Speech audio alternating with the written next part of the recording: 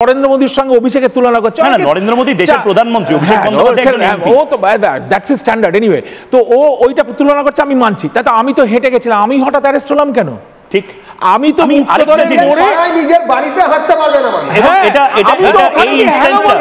আপনি protocol break করেছেন, কি প্রোটোকল মানা করছে তাও আপনি করেছেন। কি প্রোটোকল না একটা ভিভিআইপি একদম মিথ্যা কথা। আপনি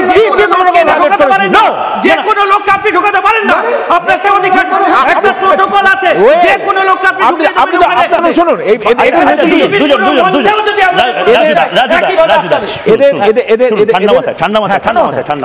শোনার অভ্যাস নেই, উনি তো শুনছেন না আমার কথাটা। শুনুন, আমি তো বলছি সুকান্ত বাবুর অন্যায় হয়েছিল, আটকে গেছে।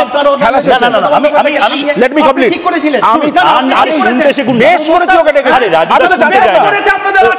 আমি তো আপনার ক্যারেক্টারটাই ওরকম।